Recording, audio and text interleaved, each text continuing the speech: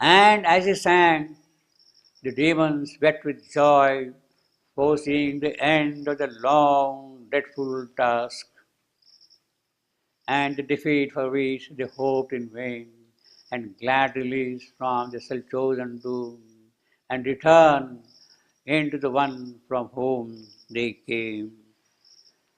Now, this is the most remarkable line.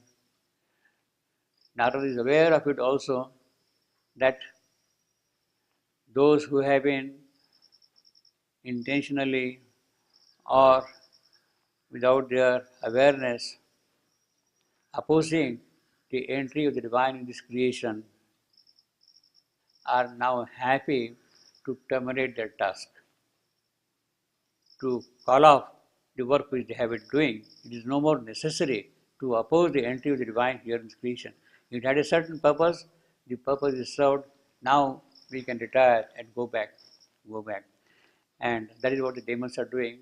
As I said last time, in the context of the mother's story of creation, the four powers who separated, who cut off themselves from the supreme origin and became their opposites. It was out of complete free will of theirs that they had become opposite. Consciousness became inconscience, life became death, truth became falsehood, Ananda, bliss became sorrow. They had become like that. Now, they had become like that out of their, in a way of speaking, free will. They departed away from the Supreme Source, cut off their contact with the Supreme. The moment a contact is cut off, they become their opposite. And they have become opposite for a certain purpose, to carry on the movement forward. To carry on the movement forward. They have been doing it, they have brought the whole thing up to this point. Now, what is going to happen is the transfiguration and the ecstasy. Body is made divine. That is what is being foreseen by them. In Narada's song, they hear the possibility of bodies becoming divine, transfiguration and ecstasy approaching in this creation. They see that thing, they hear Narada singing that thing, and suddenly they realize that, yes, our task is over. Now we can return, we can go back. Now here he says, and return into the one from whom they came. Return. In other words, they do not consent themselves to transform themselves, to remain in the process of creation here. They would like to go back to the one and be done away with it. It is not a death, no, it will become one with the Supreme. And same way other elements also, they will become one with the Supreme. They are not going to be here transformed in that sense. They will become the original supreme qualities with which they have started. And therefore they have become return into the one from whom they came. They came from the source, they had cut off the contact with the source, they are going back to the source. They are going with it. And it is in that process, now, if they want, they can take the mortal birth and participate in the process of evolution from knowledge to knowledge. Until now, the process from more ignorance to less ignorance. Now, with the transfiguration and ecstasy, the process will be from less knowledge to more knowledge, from knowledge to knowledge it will go on. If you want to participate and grow further, then you will have to take the birth. You will have to come back again from their soul and take the birth and go through the whole process. But they prefer here to go back and remain one with the one. And then of course he got, he who has conquered the immortal seeds. This is the whole description of Narad. He who has conquered the immortal seed. He has conquered. He has won that seed. That is what I was telling you, that Narad was here by his yoga tapasya, by his sadhana. He obtained that seed of the immortals. and he is now in the world of Vishnu there permanently, you see. He is a person who was here. He was a man. He has become now man divine. He has become man divine. You see. Of course, he can become only man divine. If Narad wants to go beyond, we have to do again some more tapasya and then become Superman divine. See, in case he wants to become that thing. But that is a prospect in the future. But anyway, it is in that context, he is here around here as mighty lightning streak. So that is how Narad is coming, singing all the 5 songs, and now he is about to enter the palace of King Ashwapati. As mighty lightning streak, a glory fell nearing until the rapt eyes of the sage. You see, again he says, no, look, he says sage. He doesn't say God until that. This sage. He is the sage who has become what we call Devarshi, Narad, Devarshi. He is called Devarshi. So he is a sage who has become the immortal there. And his connection is intimate with this earth. Looked out from luminous cloud. So while he's coming down, the clouds are bright, of course, and strangely limned his face, a beautiful mask of antique joy. Of course, his joyous face, happy face. He is approaching his dear Madra, where he is soon going to meet Princess Savitri, the incarnate divine.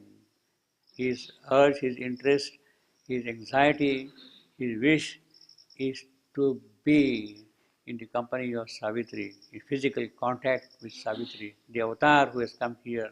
And that is the greatest privilege he can have, to be with Savitri. And therefore he comes there well before Savitri's arrival to the palace.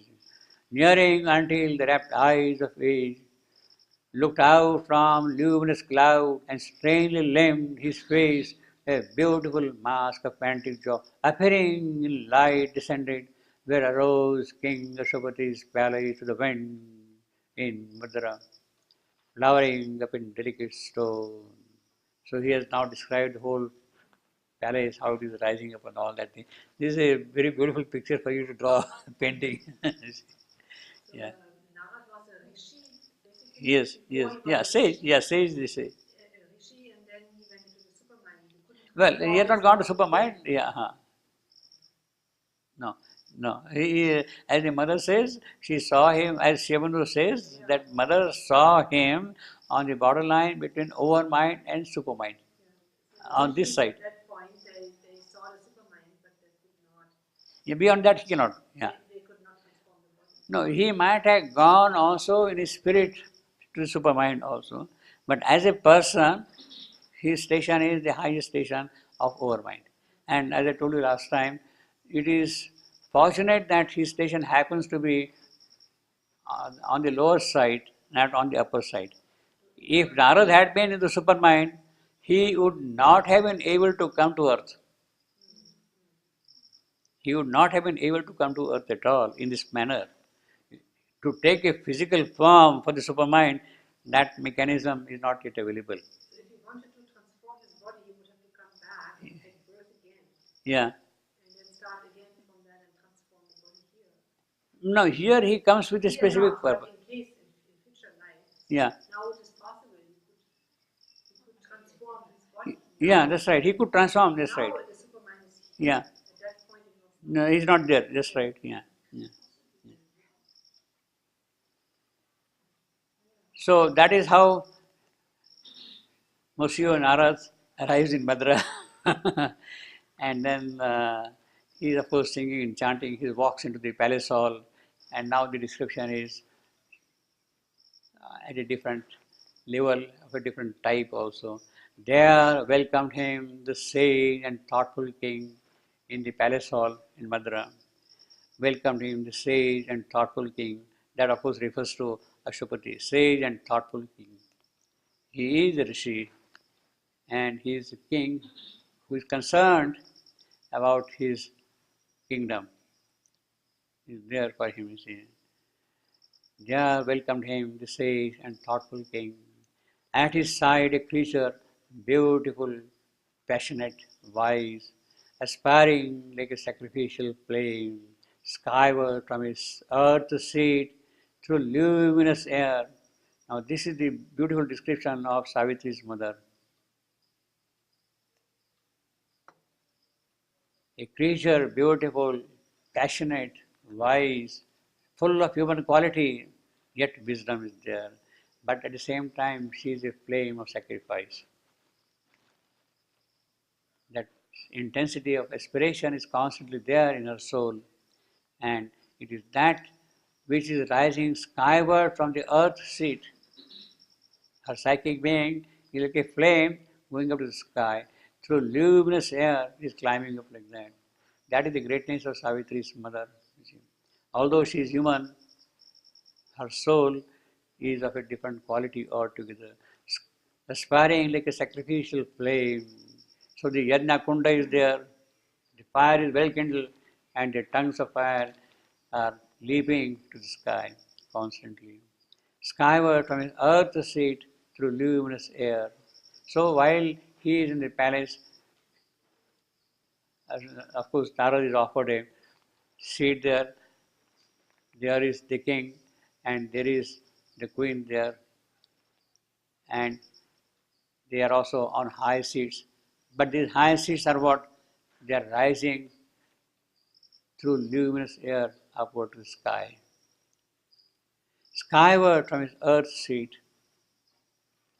queen browed, the human mother of Savitri. See, the poet is very careful also. Well, she is human mother. The divine Savitri is divine Savitri. But Savitri, the divine Savitri has taken the human birth. She has become human Savitri, and therefore she has a human mother. The human mother has not been named by Sri Aurobindo in Savitri. Her name in Vyasa's story is Malavi, Malawi, Malavi. Savitri's mother's name is Malavi. And of course, this is sage and thoughtful king is Ashwapati.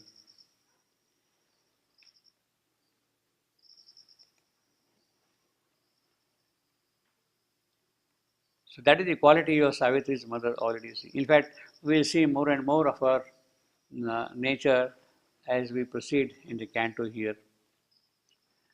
Basically, in the earlier drafts of Savitri, in 1927, first draft of Savitri, describing the book of fate, there is no mention of Savitri's mother.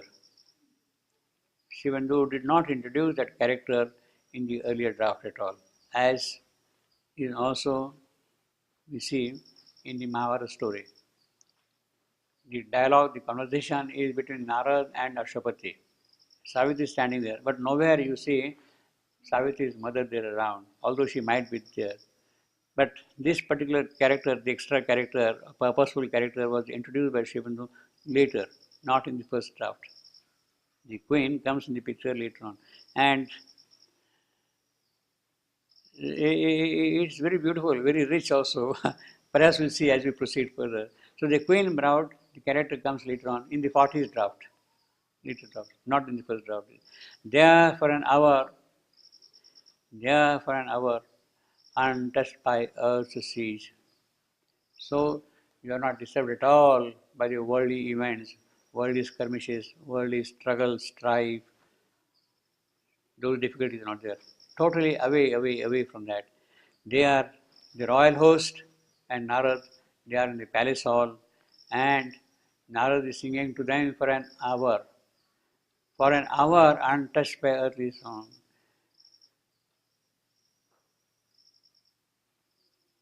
He spoke of the toils of men and what the gods strive for on earth, and joy that throbs behind the marvel and mystery of pain.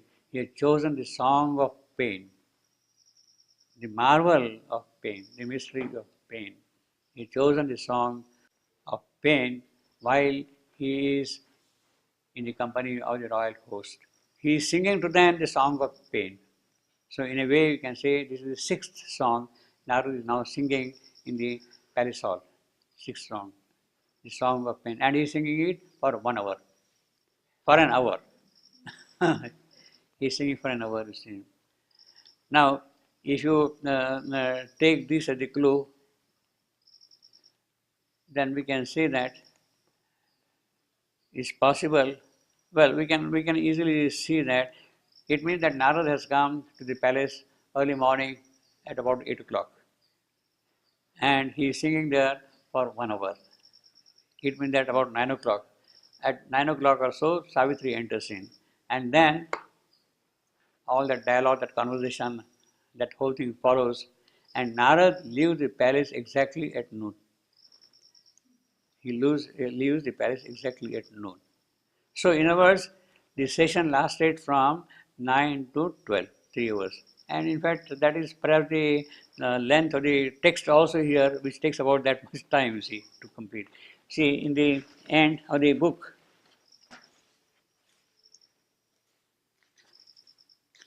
we have seen it earlier also, but we'll quickly see that once more.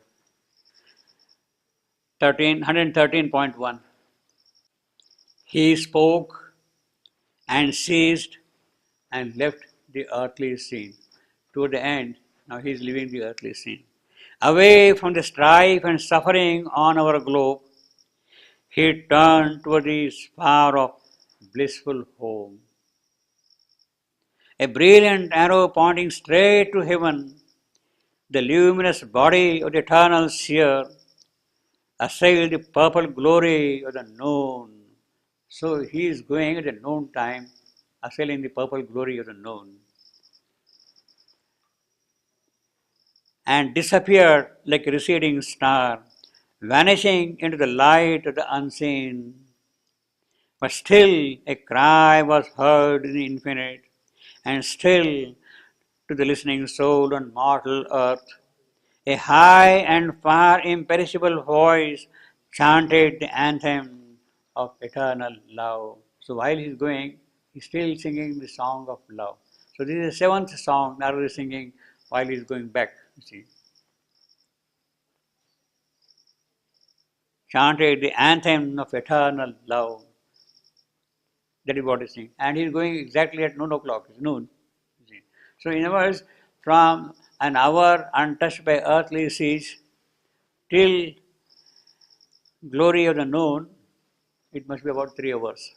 So we can say that he must have come at about 8 o'clock, sang for 1 hour, and 9 o'clock the whole dialogue, the whole discussion, the conference begins and all that thing. The word of fate is revealed, and then he's now back home. Now, here, for obvious reasons, the yogi has not told how Narad sheds off sheath after sheath which he had assumed while coming down. He had come down from Akash, Vayu, Tejas, Apas, Prithvi, all the five elements has gone. But now while he is going back, he has not described those things. How he has to shed him off also now. One by one, he has to shed him off and go away in that form. That is kind of assumed now. That the way in which he has got materialized, in the same way he is dematerializing himself by shedding off sheath after sheath. And then like a straight arrow, he is back home. That is assumed. The process of dematerialization is not described here, but it is assumed. Here now, there for an hour untouched by the earth's siege, they ceased from common life and care, and sat inclining to the high rhythmic voice, while in his measured chant the heavenly seer spoke of the toils of men and what the gods strive on earth. Again, he is repeating the same. Yes, gods are constantly struggling to lift up the lot of the mortal creature. They are constantly there. And joy that thrusts behind a marvel and a mystery of pain. Marvel and mystery of pain. Now, he comes here to sing the glory of pain, Narad. And it is in a way very pertinent also in the sense that when Savitri is about to do yoga,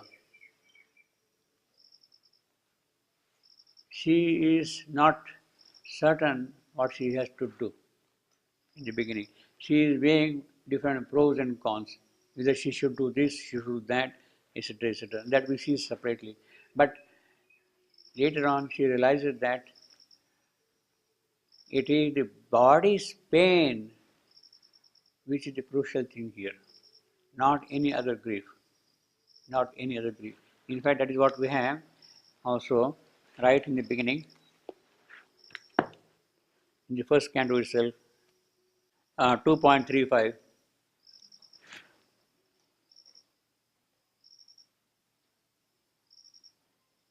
When Savitri is now debating, 2.35,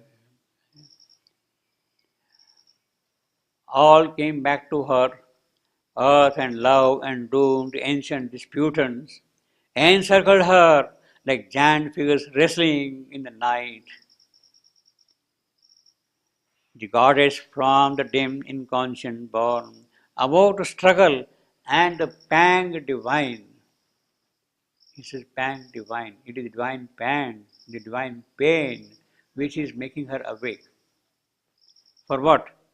And in the shadow of her flaming heart and the somber center of her dire debate, the guardian of the unconsoled abode, inheriting the long agony of the globe, a stone still figure of high and godlike pain. The pain itself is godlike. Stared into space with fixed regardless eye and saw grief's time but not his goal. Later on, he says it is the pain of the body, godlike pain of the body, which really awakens her to her soul's mission. To her soul's mission. What she has to do, it is the body which is telling her, not the mind, not the vital. The necessity of the body is demanding something from her, and she cannot therefore walk away from this world. And therefore, the marvel and mystery of pain, it is because of that pain on the body that Savitri is awakening to the reality of death in the body, and because of that, she is going to do the yoga of transformation in the body.